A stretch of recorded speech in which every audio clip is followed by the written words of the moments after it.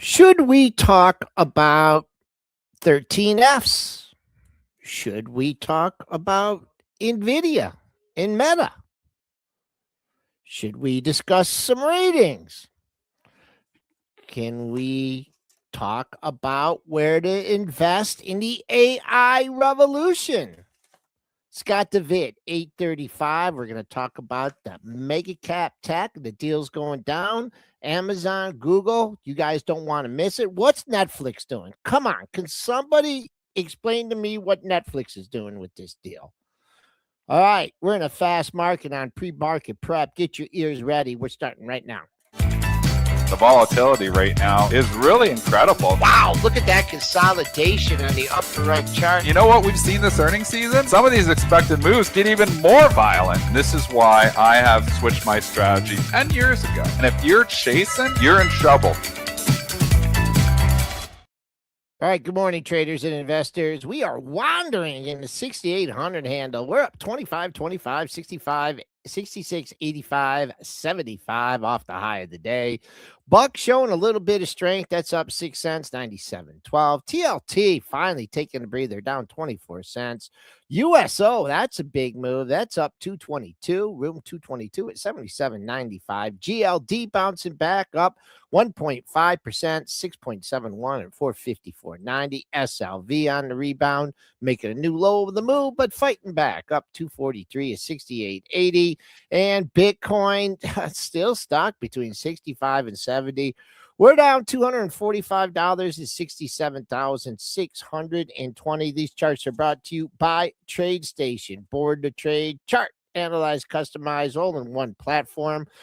Trade smarter, move faster, and stay in control with a platform built for serious traders. All right, one day off with Triple D, and he's got 2 days of rants to make up for. 2 days. 2 days of rants. I don't know if I got 2 days in me, but I got 20 minutes of ranting in me if you want to go here. So, yeah, I was off yesterday morning, had a bunch of stuff to take care of, did that, but I got back with you guys last night on the STN room. We were talking, we were trading live. Yeah, so just recapping the weekend to a certain extent, because it's going to lead us into an important conversation. My wife does this toboggan race every year at our local town. It's the cardboard toboggans. She made a school bus. Brent, if you want to show the picture of the school bus itself, you can bring it up there. And the reason I'm talking about this is I want to give some context into what's been happening with Netflix. So that's the school bus, kind of cool. They had like 11 kids in it. It didn't go down the hill very well. It was just too heavy, but it was more about the spectacle of it. But I wanted to test out. Everybody over the weekend I was reading was talking about C-Dance 2.0. And I'm like, I want to try the C-Dance 2.0 out for myself. So I just, went in, didn't make an account or anything, but it give you a free 120 credits just to start. So you can make a free 7-second video.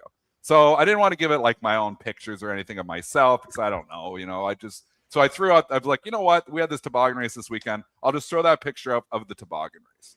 So anyways, I uploaded the image that you just saw, and I gave it a prompt. And I said, make the bus toboggan in the snow. And that's it. 90 seconds later, it spits me out this. Play the video.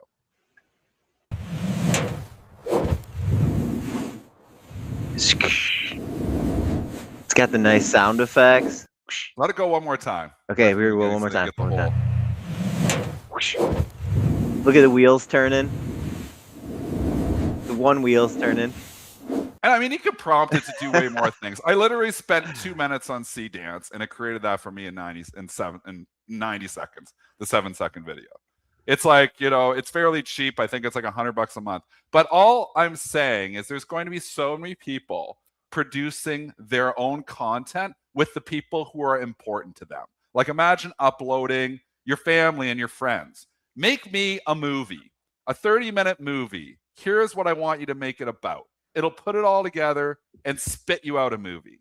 This is going to be incredible, the amount of content that we are going to just have thrown at us. We think we have a lot of content now on YouTube. It's going to go crazy with AI. There's going to be so much AI content. It is going to be absolutely crazy. Grok may be better too. I don't know. There's going to be not just going to be C-Dance. This was just my first attempt at producing a show in 7 seconds. Pretty good. Wasn't bad. Sympathy. Not a bad Wasn't first that attempt bad, for not bad. 90 seconds of work. 90 seconds of work. So imagine what somebody actually knows how to prompt could do with these tools and this power. So, which brings us to Netflix, because Netflix is in the full bidding war. Netflix and Paramount in the full bidding war for WBD. I mean, why?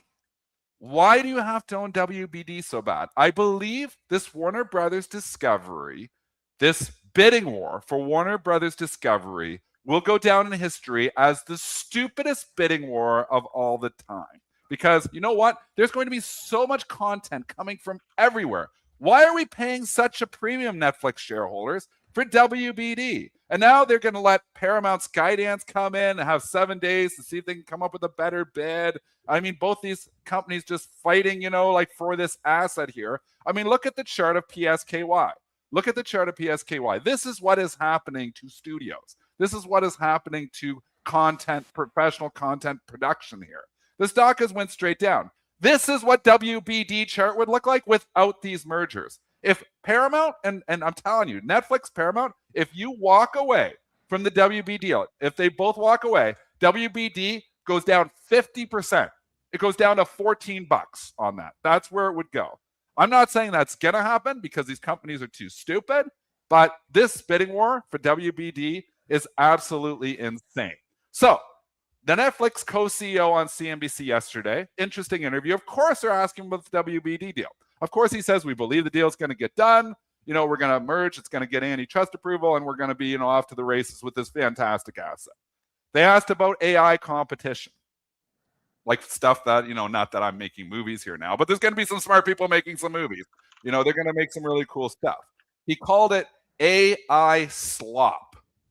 And he said everybody eventually will get sick of the AI slop and then come back to Netflix where we're using AI to make better stuff. There may be some truth to that. That probably is true, that there's going to be a lot of slop out there. We're going to have a lot of crap. Does somebody want to watch a 7-second cardboard bus video? Hell no. But the slop will be personalized because everybody will have these tools, and it's going to be pretty cool to see your family do stuff in a movie. Hey, I want to see John Candy in a movie. Can you upload his image and can you put John Candy in a movie for me? With and other actors that have passed away, Rodney Dangerfield. Think of your best comedian. I want to see them all go in a movie. AI is going to be able to do that. It's going to do some amazing things. So calling it AI slop and, oh yeah, we don't have to worry about that competition because that's all junk and they won't be able to produce the stuff that we want to do, is honestly sticking your head, again, like an ostrich, sticking your head down in the sand and hoping it goes away. That interview made me feel no reason to go out and buy Netflix today. And maybe the valuation's attractive, and maybe they do figure it out, and maybe it is oversold. It's massively oversold. It can bounce. But I think the bounces are to be sold. What I've been saying with software names, I think the bounces are to be sold. Joel, you are squirming in your chair. Because I have a counter argument. Let's hear it. And I haven't made any investment in. I'll put the Netflix chart up here. Okay. I mean, you're getting all carried away with the AI, and the AI is going to do this, and AI is going to do that, and AI is going to replace jobs. But you know what AI is not going to replace? What? Sports. Okay? Warner Brothers Discovery holds wide rights to high-profile sports. TNT, MLB, NHL, NCAA basketball, college football, international, Olympic games, cycling, soccer, okay? NBA rights.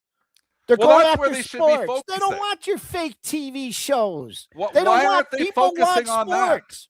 People want sports. I think this deal makes sense. I like this. Wow. Why does Warner Brothers Discovery have? It doesn't. What does it have? So let's go in and look at them all. Warner Brothers Discovery. So let's go look at in the hood. Warner Brothers Discovery. I got it right here. Let's go look at them all. I got it right here. You got them all right here. Do they have all those?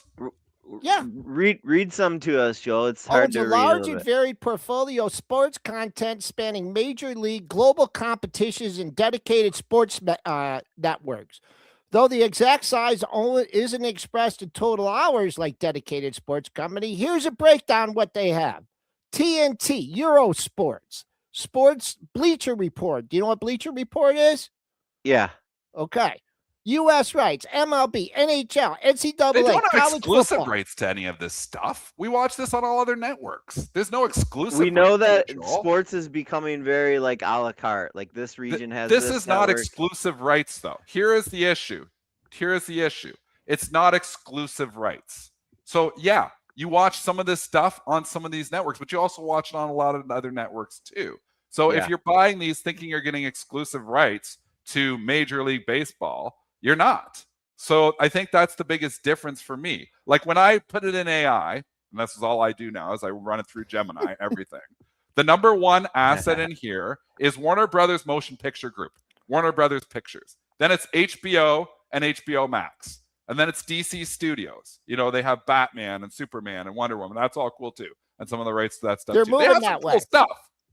But number two goes into news and it's news and sports way down. Discovery Global also has TNT and CNN Global and Eurosports.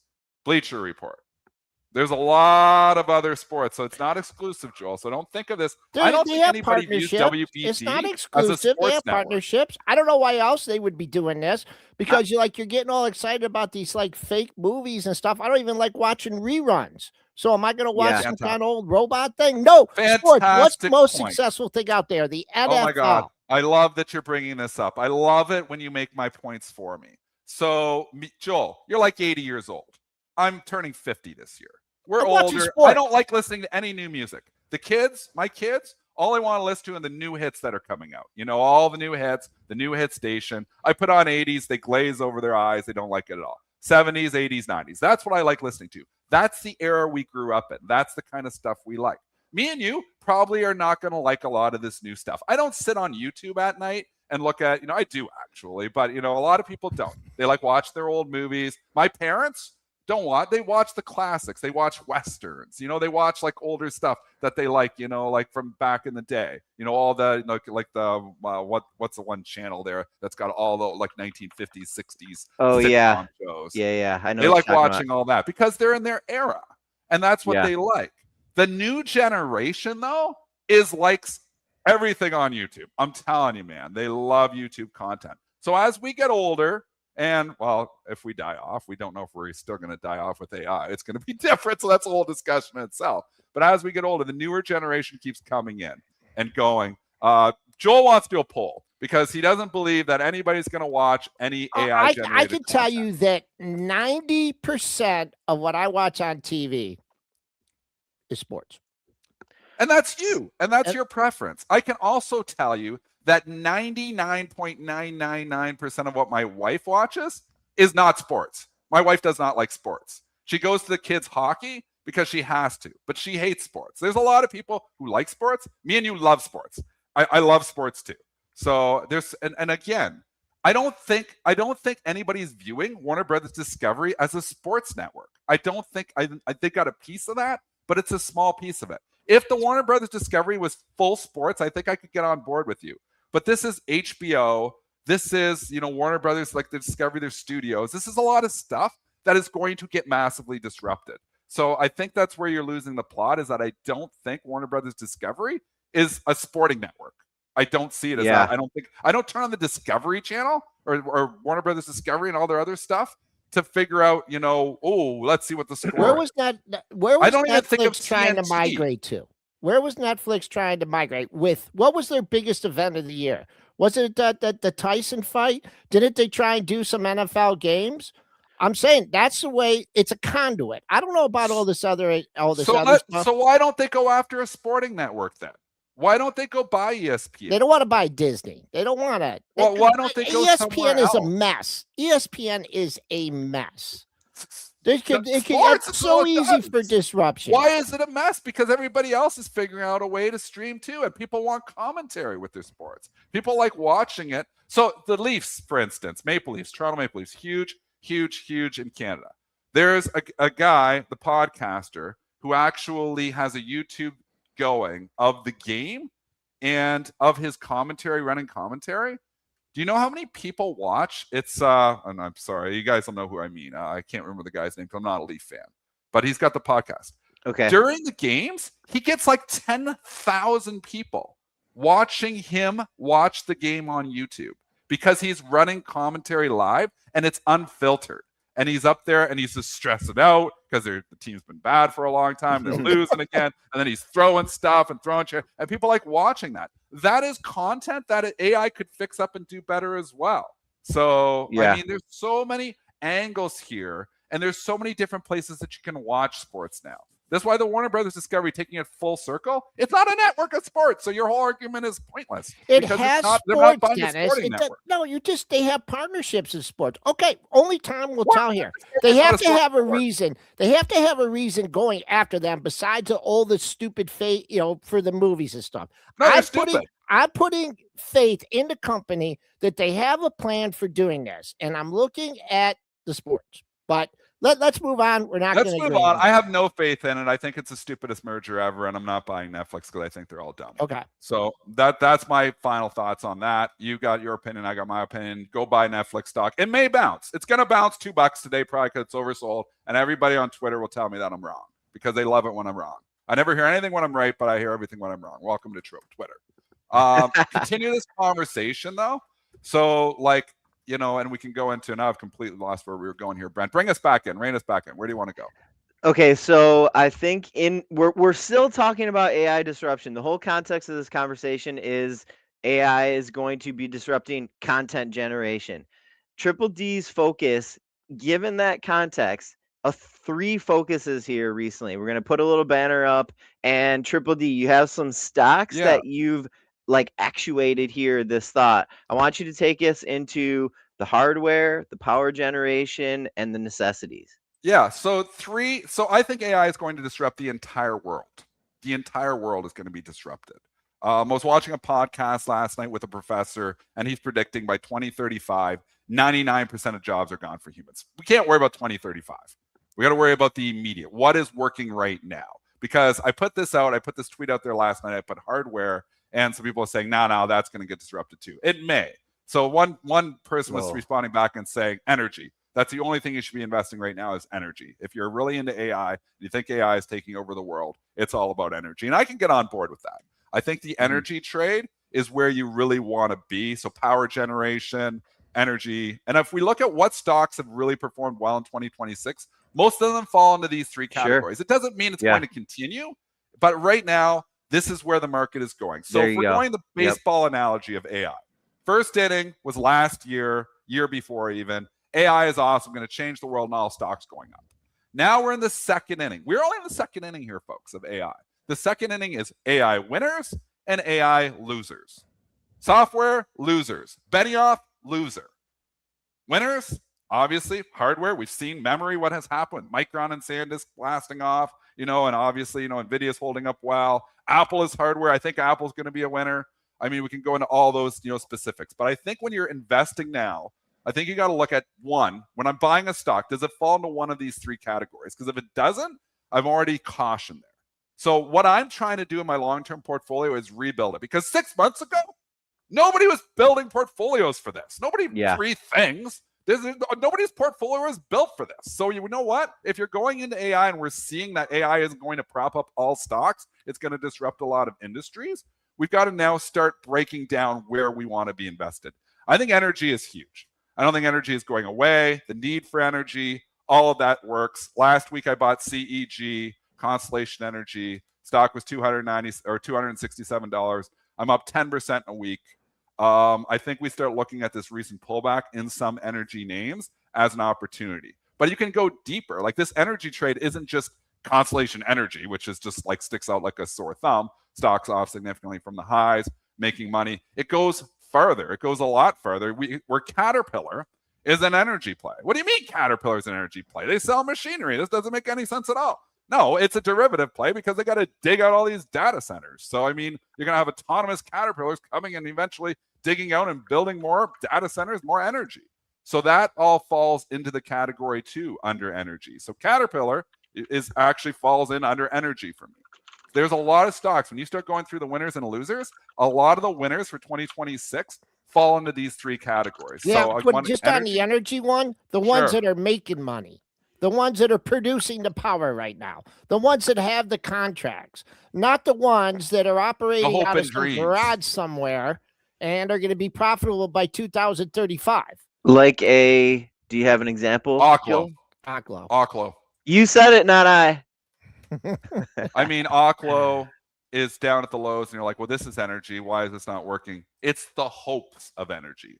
Oklo doesn't even have any pre-revenue. It's conceptual right now. Much for that. And we've had multiple contraction, a lot of these names. We don't know if they're even going to find their way. It could be a great buy down here. If Oklo finds its way, it probably is a great buy down here. But at this moment in time, the market is gravitating to safer, low PE plays. I mean, CEG makes money now. CEG makes and produces power now. So I think we have to look at that. I think solar has been thrown out here. I think eventually solar starts to pick it up here again. We had SEDG earnings this morning. They were fine. I stick with First Solar. I still like best of breed. I think we're going to try to get energy from all sources, though. And I think if you're investing in energy, I think 5 years from now, you're very happy you did. I think all energy sources are going to be, and solar is obviously renewable here. So and not going away. The sun's not going away at least for another, whatever, 5 billion years or whatever they say. So we'll be fine. So I think a stock like this, it's pulled back significantly, is an opportunity. Some of these smaller names that you're bringing up, like an SMR, these are conceptual. They're not like there. Maybe they get there, but these are specs. So these are specs. There you go. In the energy field. Yeah. They may figure it out. Next Power is a fantastic company. Money Mitch was covering on the 7:30 show last night. NXT. Looking fantastic, moving up. Company, making, and obviously, been super strong here. So you can see, there's certain stocks that are haves and certain stocks that are very speculative. And the speculative ones, the market is not investing in right now. If you absolutely have to do an Oklo or an SMR, make sure it fills the speculative spot in your portfolio, meaning you could lose all of that money and you're totally fine with it. If you want to play it that way, I think that's great.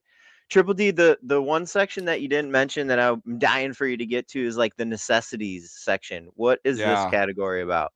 I mean, so I think we are going to have, and I firmly believe we're going to have massive job losses coming in the next 5 years. Massive. And we're talking long-term investing right now. I think like the job losses are going to be incredible. We're going to see job losses like we've never seen job losses before. I think it's coming first for white collar and then eventually blue collar as well.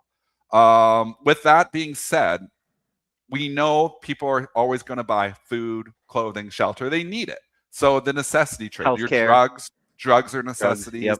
I think we stick with that theme that, hey, and then the other thing is not just essentials. It could be essentials and efficiencies, because some of these companies that are producing stuff are going to get more efficient at producing these things. Walmart. So if you have a product that is, inelastic, if you have something that people need to buy and are always going to buy it, that is desirable to be investing forward, because I think you're going to lose a lot of discretionary spending.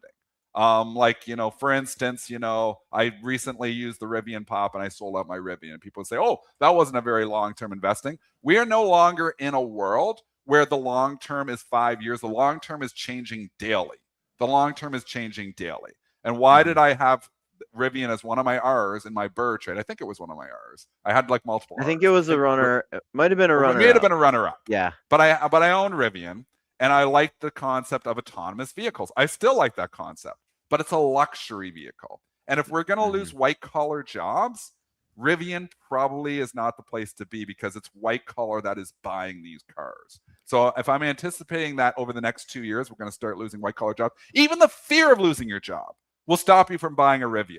If you're like reading stuff in the newspaper, or reading, not the newspaper, nobody reads the newspaper, on New York Times, I guess, with Warren Buffett, get to that in a second. But if you're reading stuff on your social media about potentially like white collar jobs being away, you're probably not running out and buying a Rivian right away. You're probably getting a little more conservative. So that's why I'm like, luxury vehicles, luxury items, those are on the chopping block. So I've got to readjust my thinking. Rivian had pretty good numbers. They had pretty good projections. I use that RIP to sell stock. So what I'm doing in my long-term portfolio is selling RIPs on stocks and companies that I feel like could be disrupted, get them out of there, and buying and using dips and buying those three themes: hardware, power, and essentials. even efficiencies. I do think going back to the essentials trade, like food, clothing, shelter. So you think about like what's been doing really well. Walmart. Walmart is the essential store. Like it's all it sells is necessities. So why is it trading at 40 times earnings? Because people feel like, and not people know that their cash flow is safe, that they're not going to be disrupted anytime soon. Maybe eventually everything gets disrupted, but at this moment in time, they feel safer there. So that's why it's moving up. I'm not advocating to buy and pay 40 times earnings for Walmart. I did not do that, but I recently bought Kroger. It's at 14 times earnings. And I'm like, well, they sell a lot of essential stuff. So I think there's places to be, but I think those three themes are dominating where I'm investing now.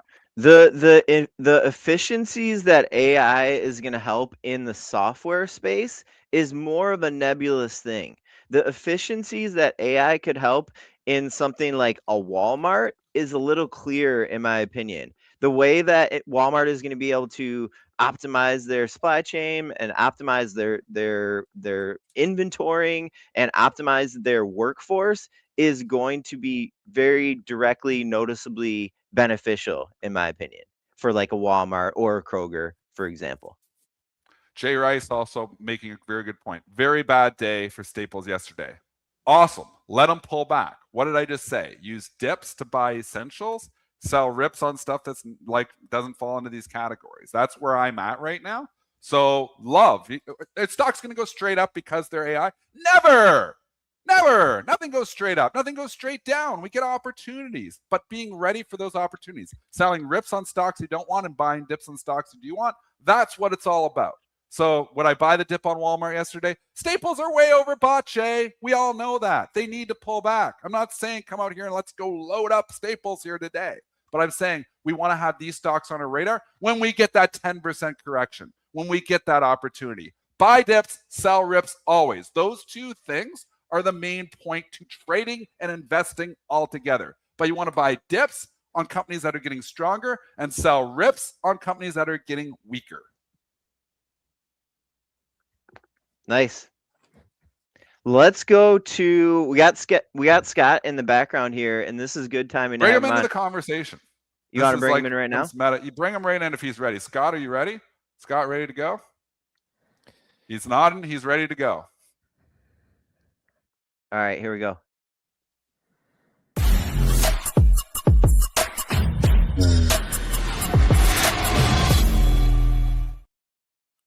All right, Scott, throwing you right into the frying pan. Scott Devitt, he covers the broader internet space at Wedbush Securities, having a heated discussion here about the AI, the future of AI, the mega caps, winners and losers. Scott, how you doing this morning? Good morning, guys. I caught the tail end of it, so I'm not fully informed of what you guys were arguing about. We're talking about three main themes in 2026 that the investors are gravitating to. And one is hardware. We saw it with memory. We saw it with SanDisk Micron. Two is what I think it's going is still energy, like energy in the form of oil, energy in the form of, we can go nuclear, energy in the form, even I think it's going to go to solar next. Next Power NXT has been a great stock here. And then the third theme is essentials, where investors are coming in and basically playing it safe, staples, drugs, essentials. It's kind of been the theme. I think it's AI driven.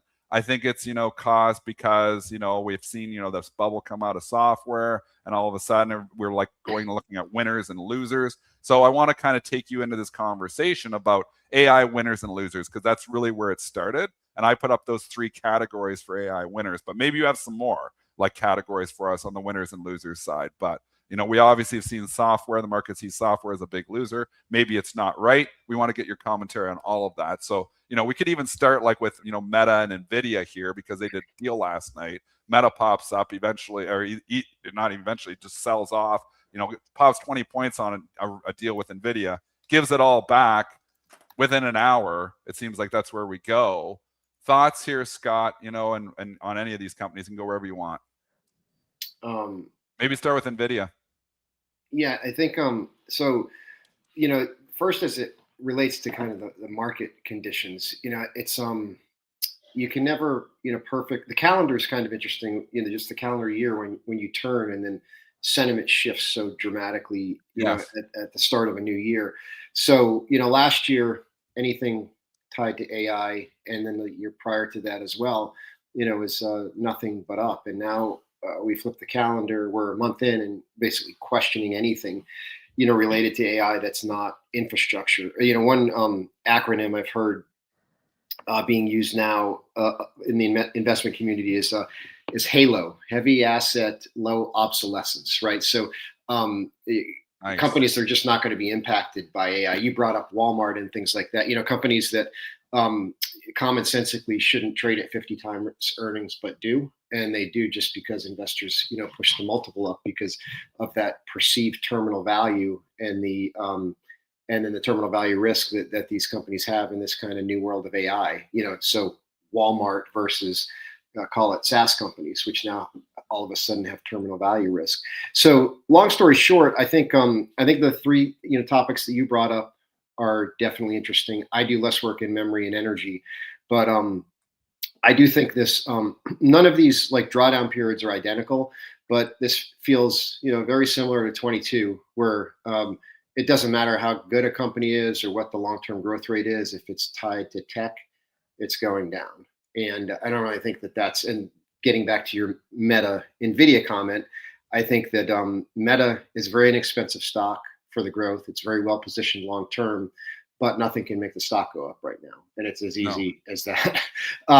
Look, if you kind of step out of the vacuum of the current situation, I think this is the type of period, call it this year, to be kind of defining the names, that you can gain comfort they're going to be winners over this next cycle. If you're able to do that in 22 and you had liquidity to do that, you could have been buying Amazon at 80 and Google at 80 and, a long list of kind of very high quality companies at levels that they were being effectively thrown away. And we're not quite there yet. I mean, this could get worse.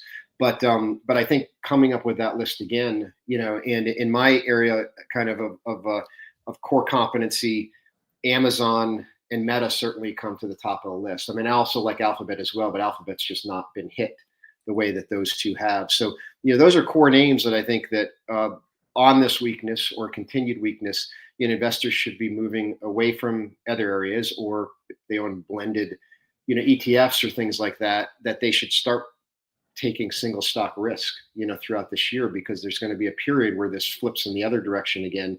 And these clear winners long term are going to start going up every day, like they did in 23, 24, and 25. Let's dig into Amazon a little bit here. It's one of the largest positions in my long-term portfolio. I've been invested in a long time, and I'm watching it fall 20% here over the course of the last 2 weeks, and kind of scratching my head here as well, because they sell a lot of essentials. I mean, why do you think it's down?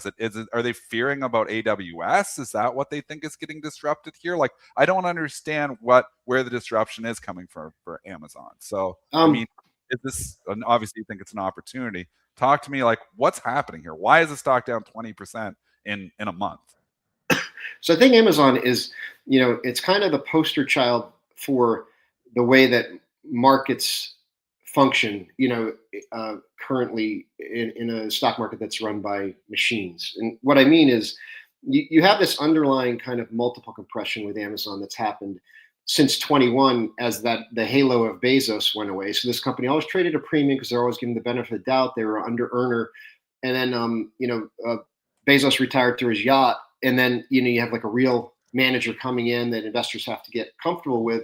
And you just have natural multiple compression from that, that higher level, which I think is natural, but it creates this now base where, investors start coming up with excuses for, why the stock's been weak over an extended period of time. And, Amazon's probably greatest deficiency entering the age of AI was it was dealing with, it was at the center of being in charge of building out kind of the infrastructure to deliver to consumers during the pandemic. So if you remember, they doubled their fulfillment capacity, during the pandemic to meet consumer demand, and then consumer demand waned, which is what led to 2022. As it naturally would, as the doors opened again. And just as that was, kind of finishing and Amazon was dealing with that, is when AI started to ramp up. So Amazon was maybe a little bit behind in AI, but it's catching up quickly. And so the multiples come down now. the business from a retail and advertising standpoint is operating the best that it ever has. And now AWS is finally getting to the point where it's got its legs back under it again. And growth is going to start accelerating. It already has from the upper teens into the 20s and likely into the 30s, in this year and beyond, despite having $150 billion base. So it's just one of those things where, the way I brought up the machines, the way that, kind of so many investors, I think, are optimistic on Amazon. But when you run short-term money that's measured every month, every week, every couple months, and things aren't going your way, then I think investors sell. And that's why Amazon's down 9 days in a row when it actually shouldn't be, because this is the beginning, barring any change from macro standpoint. I think this is the beginning of like a multi-year run in the stock. Now, I would have said that last year too, but it's just a matter of when it begins, and I think that the timing last year was off because the business didn't quite accelerate yet, but it seems like it very much is going to this year. Is it Scott, the spend sorry, ahead, just one more question, then we'll let you go, Joel. Sorry, I just cut in. Is it the $200 billion spend? Is that really what people are nervous about here too? Because obviously we had the earnings report, and the earnings report was fine. And then they came out with this CapEx spend on, data center, whatever you want to call it, $200 billion, and the stock goes down. Is it just like unwarranted fear there? Because I mean, they're spending it because they think they're going to make money in the long run with this. And Amazon has always been focused, obviously Bezos isn't running the company anymore, but I mean, they always have that focus of long term. They've never been worried about the short term. Through 2010 through 2017, they ran at losses just to expand the businesses, and they didn't care. And then all of a sudden, everybody's like, whoa, the PE isn't 100, it's 20 or it's 30, because they started actually letting it go to the bottom line. So is this what's happening again here? Yes. I think Amazon stock tends to do better during the harvest periods than during the investment periods if you go back through history as a profitable company, and I think so that, the interesting thing is that their margins actually aren't going down this year, whereas Google's and Meta's likely are. Meta's certainly are, and Google's very, very likely their margin goes down. And because Amazon's getting contributions from these other businesses that are seeing margin expansion in retail and advertising. But short answer is yes. I mean, the market turned on these companies where they were getting the benefit of the doubt to do the spend, and now all of a sudden it's prove it, which is fair. I mean, you have to go through these periods. I think a kind of a cleansing year like this is healthy for everybody. But like this bit, like if I'm ranking for myself, like the top 6 names where I would want to be positioned very long when we get to the bottom, this Amazon is towards the top, if not at the top of that list. And again, I do more on the consumer tech side, so I'm less on the my expertise is less on the infrastructure names. So in semiconductors, like I'm not going to have names that pop up, but on consumer tech, like Amazon leads the charge. Scott, let's go to something that's plaguing these companies that we just talked about from their last earning reports, and this is the CapEx spend, right? The return compression risk. Everyone is automatically assuming that this AI is going to translate into durable earnings growth. Okay. But in actuality, AI is becoming deflationary. It's reducing. So how in the heck is all this spend? They're expecting to make all this money from it while they're actually pursuing something that's extremely deflationary. Well, I mean, I think there's a number of ways that this can play out. We're kind of at the beginning of learning about how this plays out, and so the market's coming to conclusions that are not yet determined. So I think what you just expressed is the sentiment of the market at the moment. Prove that there's a return on this $200 billion, and I think what the hyperscalers would say is we've got backlog, endless backlog, and demand levels remain high. But what you don't know is what the cost of the inputs are going to do in coming years. I mean, it's possible that, and I'm not predicting this, but it's possible that the extreme optimism on the infrastructure side, that the inputs actually start to get commoditized, meaning the costs actually decline, and there's such a ramp in demand that the companies that are doing this significant investment right now end up garnering the vast majority of the return, which is in fact what did happen at the back end of the internet boom. All the fiber was laid, and then the consumer companies made all the money. This is different because the cost of compute is continuous with AI, and so that makes it very different than the internet boom. But I think there's a possible outcome here where costs can be rationalized. There is some deflation, but the deflation creates significant uplift in demand, and then companies like Amazon and Alphabet and Meta benefit because they're now at peak cost. That you're seeing the peaks of their infrastructure costs today, and the monetization of their businesses have just begun. And so that's the way. I think there's one school of thought that all you want to own is infrastructure, but it's also, there's a lot of people in that that lifeboat right now, and it's not necessarily proven yet that that's the way it's going to play out. And I think if you think that there's some commoditization in the future, you want to own but you believe in the technology. I think owning the companies that are going to deliver the technology to consumers and enterprises is the place that you want to be, which puts it more in the sweet spot of the consumer side that I cover, which is effectively exactly how the internet boom ultimately played out, where all the value creation ended up being was on the front edge, not in the infrastructure names in the long term. I mean, the bullish case for this AI is that it's assuming, speed, scale, and certainty, right? That this is going to work. All this money, throwing all this money after this is going to work. Well, right now, what I'm seeing in the market is they're not so certain. They're not so certain that this is, that it's a year off, 2 off, 3. I mean, 3, 5 years. I mean, look what happened. Look what happened to Oracle. So, they're putting this money to work. When's the return going to be? I mean, a year, 2 year, 5 years, 10 years. I mean, spending a lot of money. It's not going to be 26. Well, I think that's why the timing of the timing of the CapEx ramp and the natural deceleration in the software revenue growth, the combination of those things is what allowed this to be kind of a reset compression year, because the questions that you're raising, they're not going away next quarter.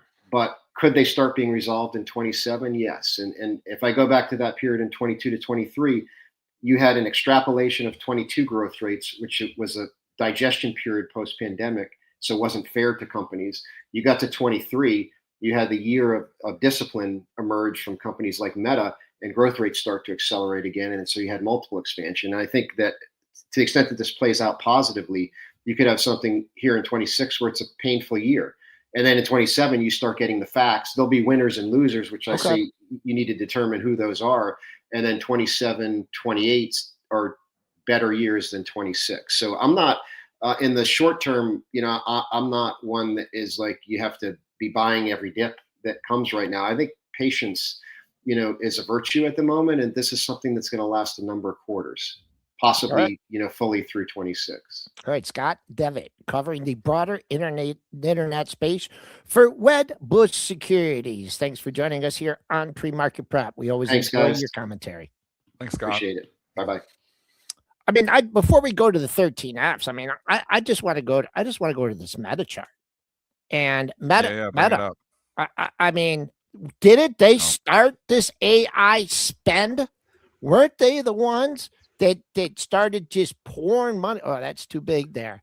Weren't they the ones that got it going? That stock peaked in, 2025. And I mean, is it going to recover? Is it going to hold? Absolutely punished off earnings. So a year away, 2 years away. I'm concerned about Meta. I've sold half of my Meta. Okay.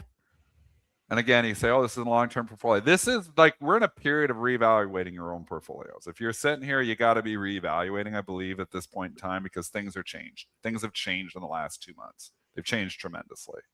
Some of me loves Meta. It's not hardware.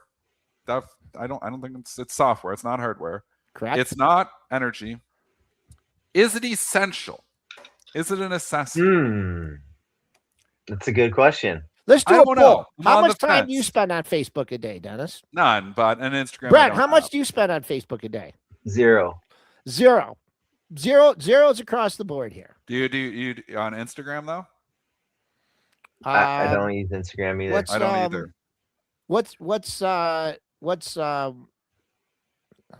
is that the is that Some the place people that would say delivers it's food? essential. Is that what delivers food? Instagram? Instacart. No. You're thinking Well, of maybe we're answering the question here. Instacart. Joel. Maybe we're answering the question here. Yeah. It doesn't really fall into our 3 categories, and maybe it's on the outside. I'm sorry, but Some that's people- a scary thought. Yeah. But it might actually be why the stock trades. So yesterday, and it gets a deal announced with NVIDIA. Look at the price action. NVIDIA, Meta, deal, $2 billion or something. I don't know what the hell it was.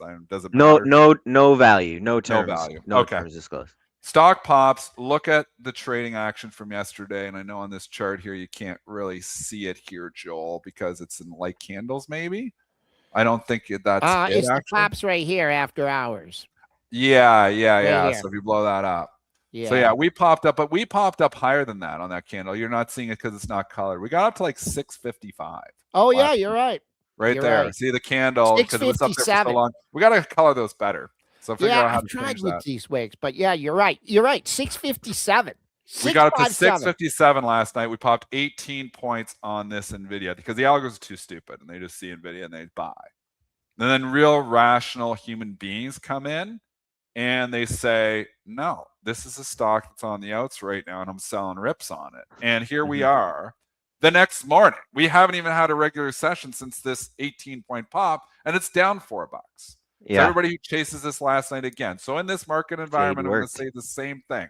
Selling rips on stocks that don't fall into those categories and buying dips on stocks that do. That's where I'm sticking. Unfortunately, here for Meta, and I do own a piece of it still in my long-term portfolio, it doesn't fall in and the rips are getting sold. Maybe things change. Maybe AI doesn't change the world. Maybe AI gets regulated to hell and the world keeps going in the way it is. We don't know where any of this is going, but we can kind of see right now if it continues on the current trajectory, there are winners and losers. Meta kind of for me is in the middle, but definitely not in the winner camp. I think I want to be buying stocks in the winner camp. All right. I want to seg us over to a little bit of a 13F discussion. Is that cool? Okay. Okay, Yes. awesome. So 13Fs. What is a 13F? 13F is a required filing by funds that own stocks by the SEC. This is 45 days after the end of a quarter is the deadline. So you get this 13F season about mid-February where all these 13Fs are rolling out. It used to be really fun time on the news desk. We get all these 13Fs coming up. We're tracking all of these important hedge fund managers, Dan Loeb and David Einhorn and David Tepper. I know. That's not the case anymore, unfortunately, Nope. for having fun around the news desk. Yeah. Now, when 13F season hits, all you need to know is 1, Berkshire Hathaway, now Greg Abel, and 2, NVIDIA. NVIDIA's 13F was the most impactful 2 stocks 13F filing that we saw last night. Then we're going to get into Berkshire first and Greg Abel, a new stake, ladies and gentlemen, in New York Times, NYT. Greg Abel cutting stakes in Amazon by about 8 million shares, cut the stake in Apple by about 10 million shares, also cut the stake in Bank of America. Where do you guys want to start on Greg Abel and Berkshire Hathaway? The general discussion here is going to be going forward that Greg Abel is not Warren Buffett. I'm sorry, he just has the biggest shoes to fill, and he's probably a fantastic investor. But he's not Warren Buffett. And we are already seeing the initial algo moves were like, buy New York Times. And New York Times trades up on the algo. This is how stupid the algos are, folks. And they are still stupid. I've been talking about AI, but the algos in the market are a long ways to go before they're disrupting us traders because they're really stupid right now. They may get us eventually, but right now I tell you, they're so stupid. New York Times, an algo bought this up to $81 last night. 81.70. They paid $81.70 last night for NYT on the initial headline. They're like, oh my God, Warren Buffett, algo, Warren Buffett, buy. They pay up 10% for New York Times because Greg Abel. It's no longer, it's not Warren Buffett anymore, guys. It's Greg. Maybe this was Warren Buffett's last purchase, because it's from last year. But it's probably Greg. And now it's back down here at 75. It didn't trade huge volume, but they ripped everything up there. The algos still are a long way. So AI is a long ways from disrupting you as traders. People are asking me in the STN room, are you worried about your job as a trader? I said, I'm more worried about my job as a podcaster than I am as a trader because there's so many variables in this. It's going to take a while. They may get me eventually, but they've been coming for my job for 20 years, algos. These algos, new ones, will be smarter, but they're going to be dumber off the bat too. And holy crap, whoever was running that New York Times algo, Warren Buffett algo last night, so stupid. They hammered Amazon down. They lost so much money, this algo. And on the initial headline, we saw that Amazon, and Brentster, you did a great job in the STN room breaking it down. Amazon traded down to $199, down $2 because, oh my gosh, Warren Buffett sold some stock. He sold 60% of his position. It's not Warren Buffett anymore. It's Greg Abel. $199. Right back up, it's 203. Pissing money away, the algo. Apple, same thing. Trades down, right back out. Bank of America, I bought Bank of America live last night on the STN room. Told you guys I did it on the dip because, I thought it was going to bounce back. It absolutely did. Bounced all the way back as well. So what we're seeing is the fade trade working very, very well in the 13Fs. So the initial reaction was algos just are programmed to buy off Burke. And then humans realized this isn't Warren Buffett, this is Greg Abel. So the fade trade actually happened. NYT barely up, new position. If this was Warren Buffett, New York Times would be up 4 or 5%. It's not though. At least, Greg. yeah. And they don't care about it. So unfortunately, I think we're going to hit a point in the 13Fs, and I'm sad to say this, where Berkshire may actually become irrelevant. Probably within the next couple quarters, and that will. Did you say 60% of the Amazon 60? I think he sold 67. I think he sold a big chunk. He had about 10 million. They had about 10 million shares, and now they have about 2 million shares. So the disclaimer here is he still has 2 million shares in Amazon. I mean, this is still a notable stake. That's big. Yeah, that's 60. I mean, he chopped that. I mean, yeah. Ooh. I don't know. Apple stock didn't really react. Sold about 10 million shares. Buffett and formerly Buffett, Berkshire Hathaway, still owns about 200 million shares of Apple. So I mean, this is still a substantial stake. Yeah. If you guys want to move to Nvidia, Apple is hardware, folks. Yeah. So I've hated Apple for a long time on this show and saying it's overvalued, but everything has changed in the last 2 months, and the valuation's still not reasonable. It's not that cheap, but Apple is hardware, and Apple is essential to a lot of people. A lot of people will die before they give up their iPhones. So I think it hits 2 categories. So you know what? On dips, I'm actually, for the first time in years, not bearish Apple. Wow. Let's do Nvidia stakes here real quick, and then we can get to rate the ratings. So Nvidia's 13F has become notable in the last couple quarters. New stake in Nokia, NOK, about 166 million shares. Also a new stake by Nvidia in Synopsys, SNPS, just under 5 million shares. They sold out of their position in Applied Digital, APLD. I think the speculation last quarter or a couple quarters ago when we heard about this APLD stake by Nvidia was maybe they could make a further investment. Maybe they could buy the company if they showed that they liquidated the position last quarter. Obviously, that's not going to be happening. So these were kind of your Nokia and APLD were kind of your big 13F related movers from overnight, folks.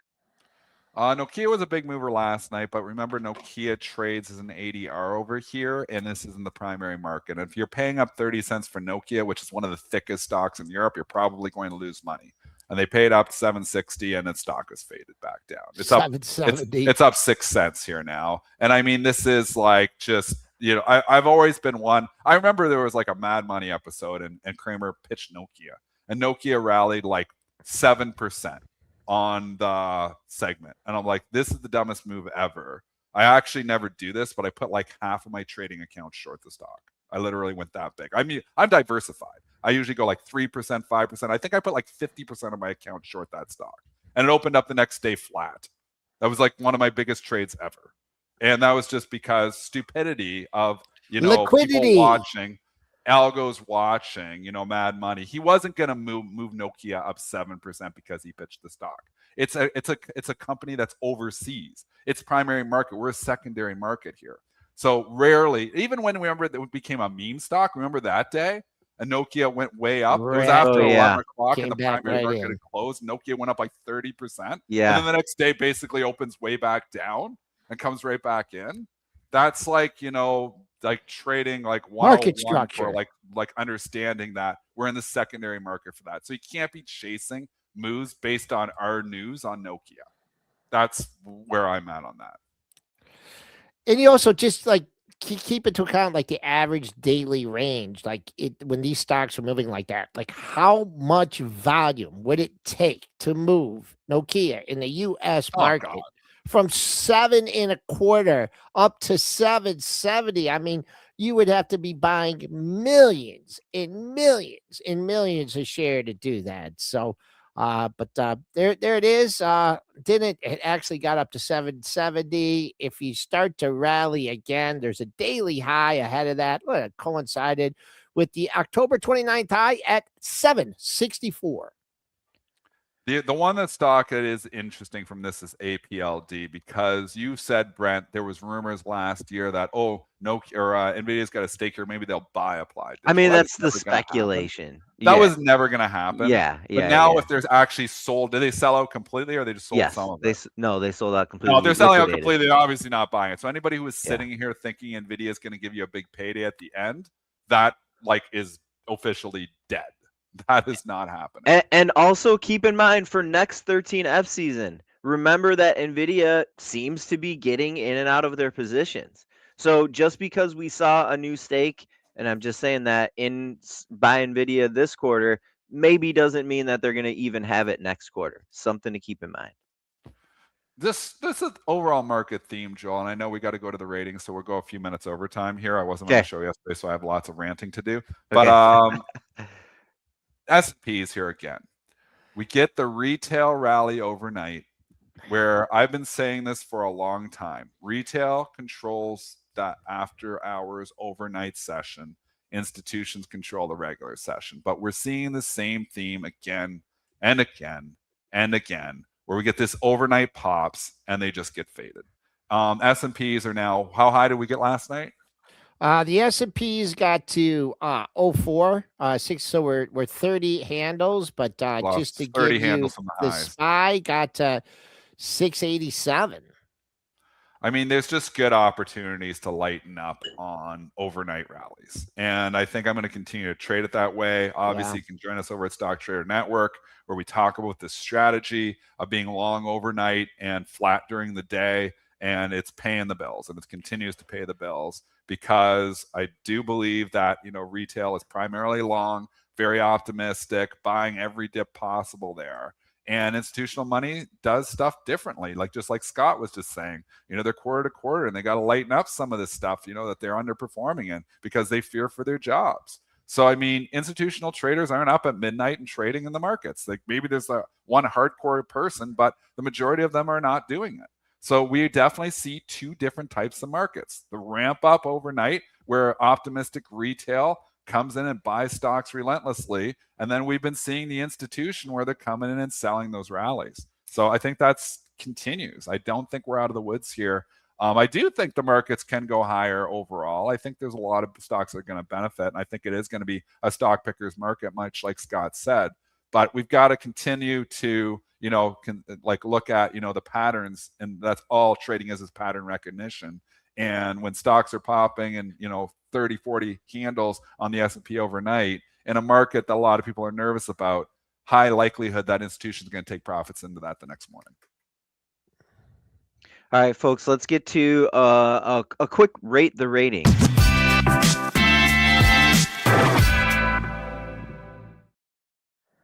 Rating the ratings is brought to you by The Fly, your source for over 1,000 breaking news articles daily, delivered in real time with custom filters and alerts.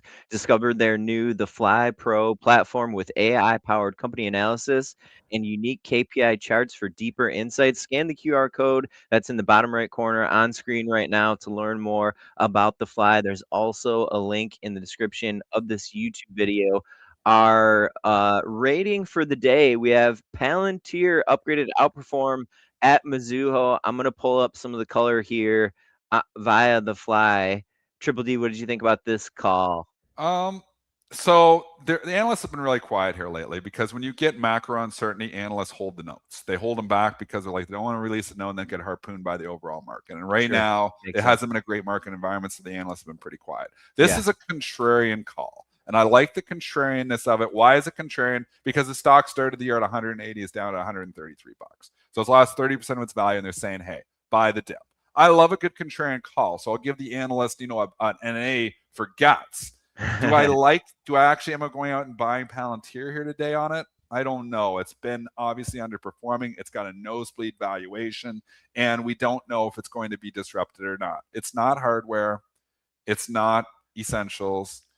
It's not really, energy either. So, I mean, it does, fit the government, they got government contracts, they got stuff going on there, but it's been like a storied stock with a nosebleed valuation. I'm just not sure the turnaround story is imminent here, but this is the most loved stocks of all retail. So if the market does turn around and start blasting off again, Palantir will go up.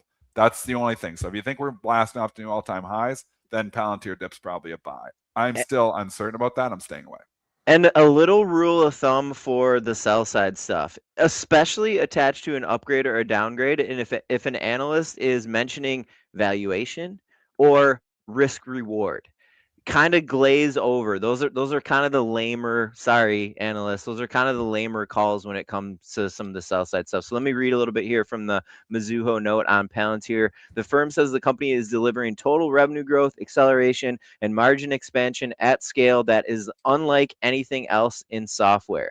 With Palantir's valuation multiple having fallen 46% in the first 6 weeks of 2026, a valuation derating has occurred, making the risk reward attractive. Mizuho cites Palantir's spectacular growth, expanding margins, and newly attractive risk reward for the upgrade. I think the analysts, sticking their neck out a little bit here, making a bit of a contrarian call, but in my opinion, a bit of a lame upgrade. Sorry to say. I'd give it a big old question mark here. I mean, you just so much overhead supply here. Yeah. In what category? If we're going things into categories, software, hardware. I mean, it had one heck of a run.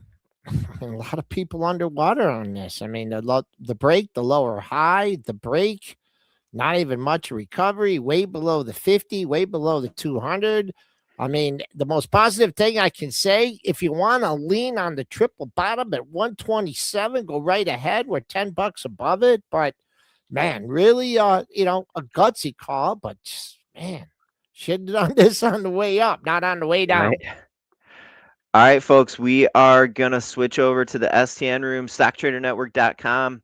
Join us. We're going to get you set up for the open here in about 26 minutes. Our guest for tomorrow, Joel, pulling it up here right now. Our guest for tomorrow is, do we have a guest for tomorrow, Joel? Well, let me get the tire tracks from the toboggan bus here. Joel got ran over.